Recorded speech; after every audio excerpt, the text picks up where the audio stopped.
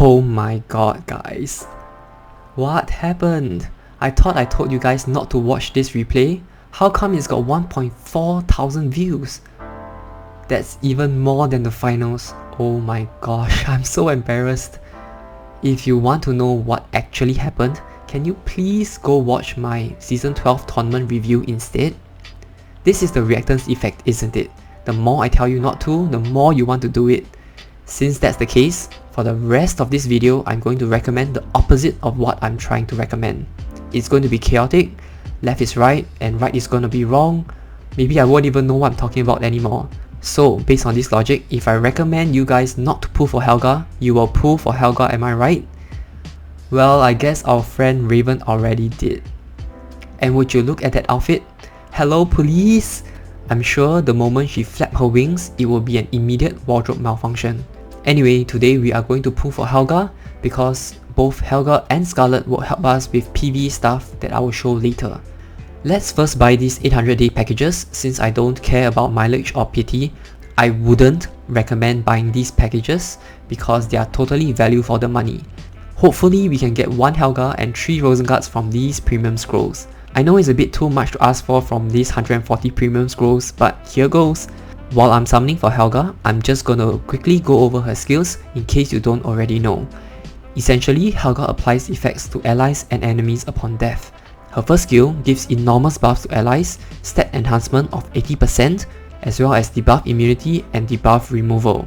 This increases to 100% at plus 15. Her second skill gives enemies curse reducing stats by 65% at plus 11, and more importantly, buff prohibition. Her first 2 skills activates when she dies, which explains her low HP pool. Her third skill, permanent buff and debuff immunity, basically ensures that her skills can't be buffed or disrupted by things like curse or charm, or any funny ideas like getting her killed by Michaela's effect. And lastly, her awakening skill is an additional damage counterattack based on attack. Alright, now that that's done, let's move on to the main topic for today. Now I'm going to show you the shortest clear for Rune Temple's 9th floor and 12th floor. 9th floor gives the most full rune pieces and 12th floor gives the most split rune pieces. Credits to be given to these 2 users for coming up with these brilliant formations. But what I'm going to do is try to figure out the lowest skill requirements needed for their formations to work. Do you need a plus 14 or 15 Helga for these? Let's find out. The shortest clear for 9th floor assault is 5 turns. I started testing with a plus 6 Helga, but if your other mercenaries are strong with decent runes, I think a plus 0 to plus 2 Helga will work as well. Helga has a 50% base crit. I find myself having to retry this stage until I could kill E1 when she crits.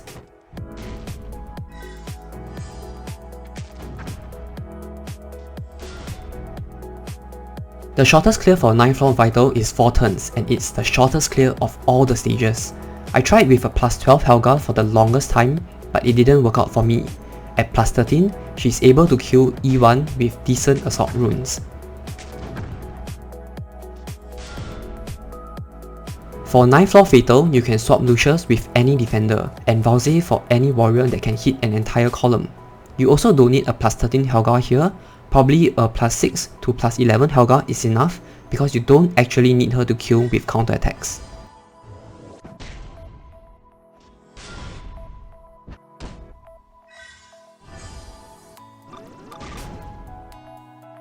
For 9th floor Rage, I had to equip my best runes for Helga to clear this at plus 13. Similar to 9th floor Fatal, E2 gets a buff before attacking, making it much harder to kill by counterattack.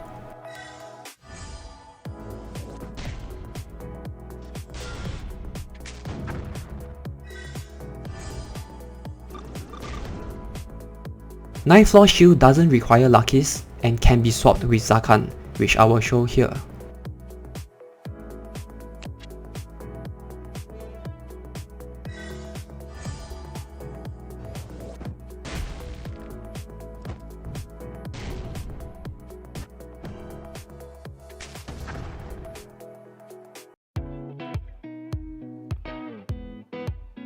Unfortunately, I can't show you this because I have no luck with Asmode, but I already tested the skill levels required for the other mercenaries, so I'm just going to explain the mercenaries required and how the formation works. For this stage, you need an Asmode, and you also need to borrow a friend's Asmode.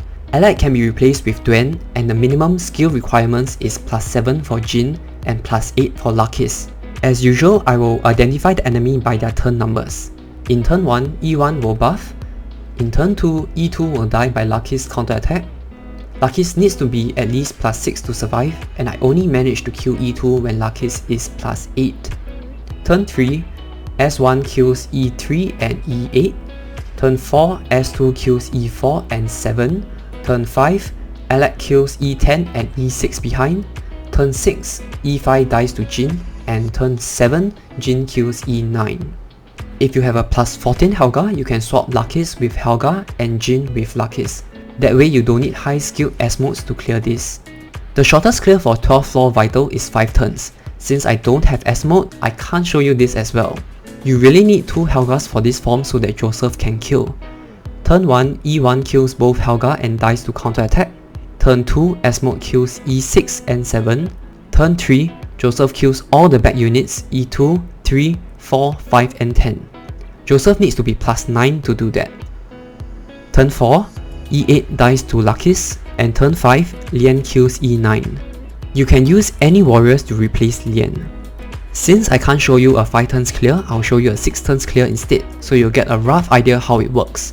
Lakis and 1 Helga is enough to kill E1, and I could only kill E8 when Lakis is +8.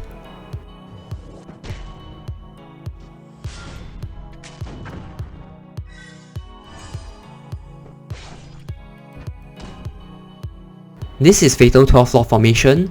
This formation is with Helga, but it can also be done without Helga.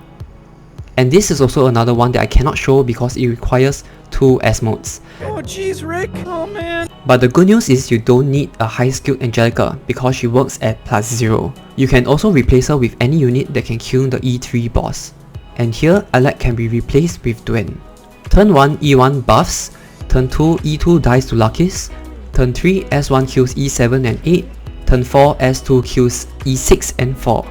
If you have to choose, S2 should be the stronger S in this case. Turn 5, NG kills E3 boss. Turn 6, E5 dies to Lakis. And turn 7, Alec kills E9 and 10. 12th floor Rage can be completed in 5 turns. Similar to 12th floor Vital, you don't actually need a +15 Helga, you only need 1 Helga that is +13 or 14 and 1 that is +11.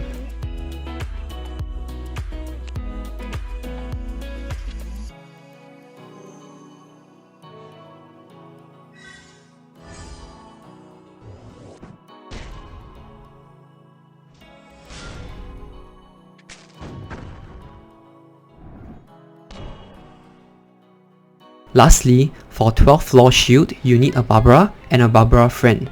Both Barbaras need to be at least +9 for the 4 tile range. As you can see, you don't even need to put any decent runes for them to work. My Barbara is on HP runes and I can clear this as well. Helga does need to be +13 though, so that she can kill E2 with Lakis.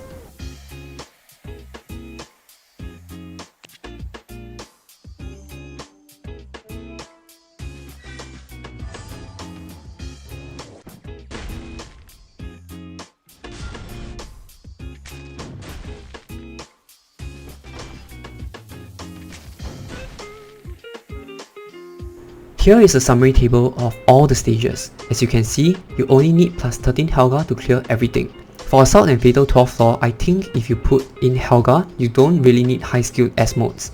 But for Assault 12th floor, you do need a +14 Helga. I already tried my best to juggle all the stages to find the lowest skill levels required for all the mercenaries.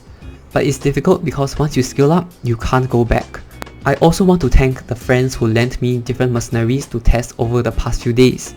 The reason why some people farm on the 12th floor because you get extra pieces per attempt. On normal days, it costs 12 horseshoes to farm on the 9th floor and 15 for the 12th floor. The average 6-star pieces you get is 1.8 per attempt on the 9th floor and 3.6 pieces per attempt on the 12th floor. Looking at the chart, it is pretty obvious which is more resource efficient. Since it costs 10 horseshoes during Rune Temple discount week, I really wouldn't recommend going for 12th floor to farm for split runes. If you have a shorter, clear method, do help us all out by posting in the comment section below. Thanks in advance and have an awesome day ahead.